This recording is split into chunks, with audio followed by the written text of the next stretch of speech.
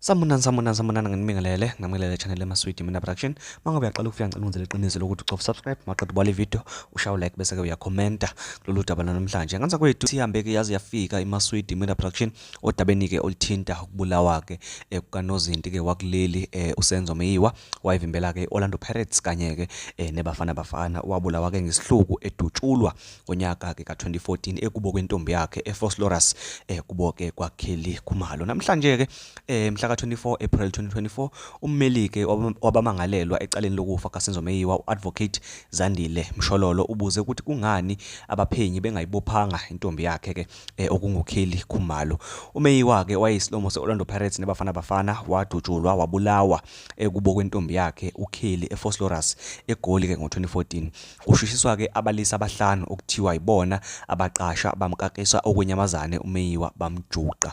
uAdvocate Mshololo omele ke ummangalelwa wesihlanu okungufiso kuhle Ntuli ubepheka ngemibuzo umphenyi ke wecala uSergeant Bathu Mkhola ngesikhathi ke ebuza indaba kaKelly. uAdvocate Mshololo ubuze kumphenyi ukuthi ke ngoba basibhala isicelo sencwadi yokuboshwa kaKelly bavenjwa yini ukuyihambisa. uMogola uthe akazi ukuthi incwadi yokubopha uKelly yavenjwa yini.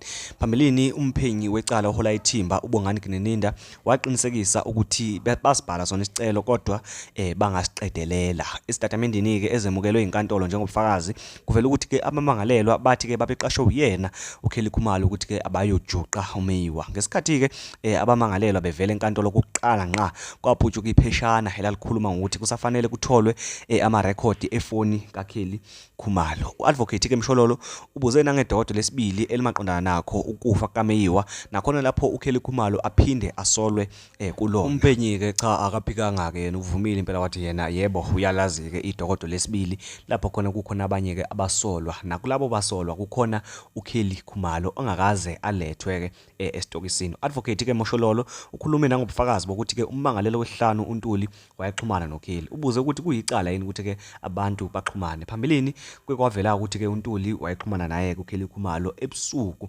einzulwini kwezobusuku ngaphambi kwezinsuku zokubulawa kukaMeyiwa. Umbuso uthi ke uNtuli omelwe uyena uMshololo nguyena owayeshayela iPolo Vivo elisolakala ngathi ke ilona elalikade linabasolwa kuhanjwa ke kuyobulawa uMeyiwa futhi ke kuthiwa ke uNtuli uyena wama ngaphandle komuzi kanye ke nabanye. Kumanje ke uNtuli udonsa nje uqhaqha ke nje lesigwebo ke sodilika jele ngamacala okubulala nokuthintwa ke lapho kuthiwa wayeqashwa einkabi eqeda ngabantu. Kulindeleke ukuthi ke icala liqhubeke emalangeni azayo. Mhlawumbe nje ongakwenza njengamanje ngane kwethu kuze ungasali ngaphandle ukuthi ke ungicofele usubscribe ulike bese ke uyakhomenta kule video namhlanje. Ungakhohlwa futhi ke ukusharela nabanye. Ngiyabonga, asidibane kwivideo elandelayo.